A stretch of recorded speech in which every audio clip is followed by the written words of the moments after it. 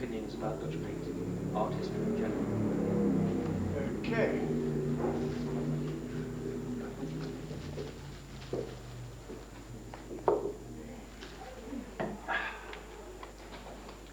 Dutch painting. Holland. One of the most successful mercantile areas in Europe in the 17th century. Constantly being assaulted, constantly having to spend money on flooding their land to make sure that the French or the Spanish or the this or the that don't get in. Some of the land belonged to Vermeer's wife.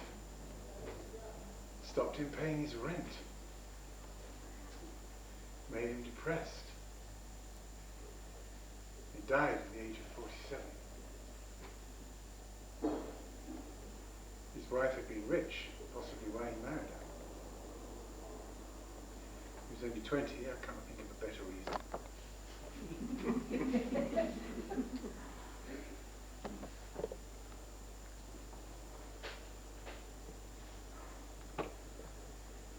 Mennonites, Remonstrants, Jews, Catholics, Calvinists, Protestants. You'd go crazy in such an environment, and they did.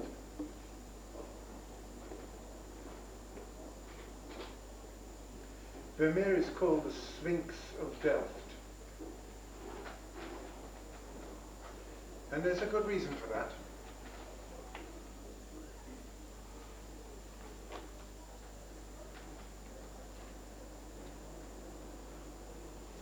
I sometimes think that Vermeer is a little bit like God. He hides. At that time there was a rabbinic story often told of a young boy playing hide and seek. And he'd been waiting for several minutes, hidden away, for his friends to try and find him. I was very distressed and slightly embarrassed when he discovered that they hadn't bothered to look for him. And he'd been waiting there for ages. And he ran to the rabbi, crying, explaining his problem. And the rabbi took him in his arms and said, "It is the same with God. He hides and no one wants to seek." Vermeer seems to me to be a bit like that. He hides in a strange kind of silence. And it's very tempting to see someone like Vermeer as representing the right side of the brain and someone like Rembrandt representing the left side of the brain. But somehow we are all structured physiologically to operate with a tendency towards order and pattern and ratio and proportion, and our lives to be attracted to that kind of thinking and feeling. Or on the other hand, with a tendency towards passion and intensity and loss of control and chaos and romanticism, which some other people might prefer their lives to be seen. Sometimes whole eras and periods in art history are designated that way. Neoclassicism is seen as somehow quite intellectual, cool, organized, based on certain kinds of patterns and proportions and ideal aesthetic theories, inspired by the Renaissance and the Greeks. The golden section, for example, divina proportione, the divine proportion. The greater part to the lesser part is the greater part of the whole. Divide a rectangle 8 times downwards, 8 times across, third point in, third point down, supposed to be the ideal point for the eye of the horizon and the ideal point for the eye of the vertical. And then you have the Romantic period, Byron, Shelley, Jellicoe, Delacroix,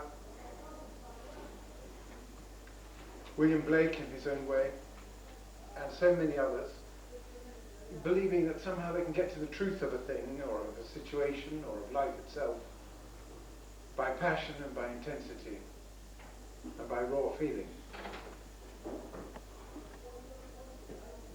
It is said once that the so-called peon of neoclassicism, Dominique Ingres,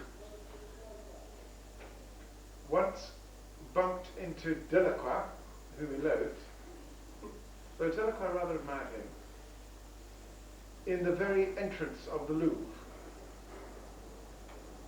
Delacroix was small and swarthy, Ingres was large with a big tummy, and they were jammed, according to this legend, in the doorway of the entrance to the Louvre, having spent 20 years avoiding each other, tummy to tummy, and they had to shake hands. This momentous incident is somehow described as neoclassicism and romanticism meeting, having to confront each other. And as with most art historical theories, somewhat oversimplistic. Because Delacroix was very attracted to order, and Ingres was very attracted to chaos, although their works appear to be representing the opposite things. Ingres would stamp in frustration because he couldn't quite get a piece that he was learning on a violin in his kitchen right. And Delacroix, equally well, would fuss himself to distraction about certain aspects of colour theory. So although we can generalize that there's a tendency for us to operate on the side of balance and order, and a tendency for other people to operate on the side of chaos and mayhem, and that this may echo the two sides of the brain that appear to operate in that kind of way, nonetheless, they don't just meet in the gates of the Louvre, they merge at many times in our lives. We can be quite psychopathic and indifferent to other people's suffering and problems in life one minute, and very sensitive to our own feelings another. One of the traditional descriptions of the psychopath. Quite willing to go out and murder 11 children, and then is seen crying at a Mickey Mouse film. But there is no doubt that with some of the Dutch painters, certainly the two giants, Rembrandt and Vermeer, something is going on that really does appear to reflect the extremes of human behavior. We don't really know whether Vermeer had to earn a living. We know that his father had debts and owned a big pub and hotel. We know that Vermeer's marriage, he was a Calvinist, to the Catholic woman brought reasonable wealth into his family. And we know that he converted to Catholicism in order to do it. An activity not unique to my life, or thousands of others in the past. But we know very little else. We know he had 15 children, 4 of them died. 11 survived. But Franz Hals had 11 children.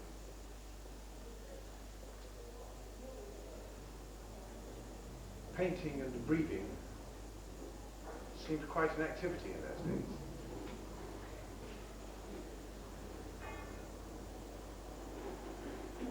When Vermeer did sell a painting, it was for a lot of money. Far more than, for example, Rembrandt would get. And it was usually to just 1 or 2 patrons. Indeed, in the 1660s or 70s, there was a huge auction and over 20 paintings, that's 3/4 of Vermeer's output, were sold in one auction by one man. It seems very strange to think of a man living for 45, 47 years and producing maybe 31 pictures. Has anyone here seen the Vermeer exhibition at the National Gallery? Some people have seen it.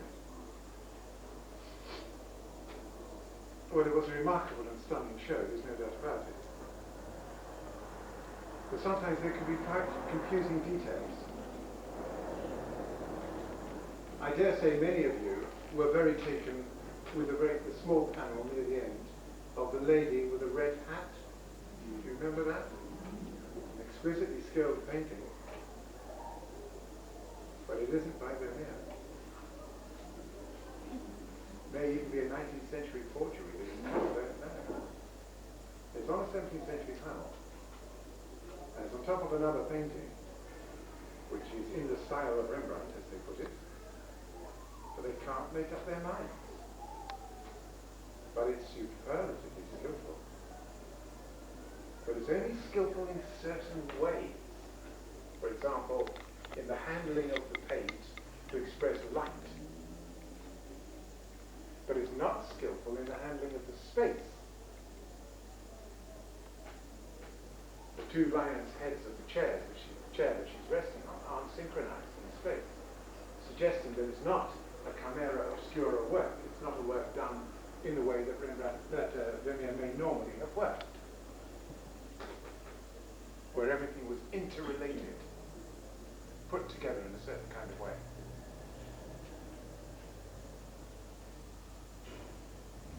And it's very difficult to believe that it isn't a Vermeer, because some people think it's Vermeer at his best. And it all depends on your sensitivity. It's a bit like wine tasting. Is it perhaps a little bit too clever? Could Vermeer be cleverer than he was, but purposely wasn't? And on this occasion, was. There's something slightly 19th century about the way the face is painted. A little bit more John Singer Sargent, than even more skillful. It's not quite 17th century. Certain aspects of it are just too clever, too knowing. One needs another 150, 200 years of photography of this or that to be going on. And I wouldn't be surprised if in time to come we do discover that it's one of the great things of Dutch art. Not to be confused with Van Meegeren. How anybody could think that those awful pictures of his could ever have been a Vermeer is beyond me. And yet Professor Brady has lost his reputation claiming they were. They were so convinced that they were, he was discovering these new Vermeers in his attic. Of course he was painting them in the basement. But they were so convinced that they were, that he found to his amazement nobody believed him. And the only way he could be believed was to insist that he'd get himself locked in a cell and do one. And then challenged the professors to tell which was a Vermeer and which wasn't. Which he did. And they failed to get it right, although that is incomprehensible to me if you look at it now. They are so crude and so brutish, even in relation to early Vermeers. Why was it that no one could tell a difference between a Vermeer and a Pieter de Roock or a Verhoek until the 1860s? Where were these people that could tell that there was a difference? Galleries all over the world, national, weren't making any special fuss of Vermeer in relation to some of the other Dutch genre painters. Not from the point of view of technique, not from the point of view of content and subject. These strange isolated figures, almost always women, doing very simple tasks. They're obviously symbolic pictures. He doesn't just suddenly say to his wife, "Oh, I fancy painting you in a yellow wrap today. Get that thing out of the box, from the wardrobe, and let's start it at 2 o'clock." It wouldn't be like that. You would have books by Alchiati and by writers that were interested in what were called emblem books. They could be symbols of fidelity, symbols of justice, symbols of mercy, but never overstating themselves. Tremendous understatement. The philosopher Wittgenstein said, where we cannot speak, there we should remain silent. And there's no painter ever that fits that description better than Vermeer. Like God, he seems to hide behind his own creation. Even when we think we get a glimpse, the famous artist's studio, which he kept in his studio all his life, he never sold it,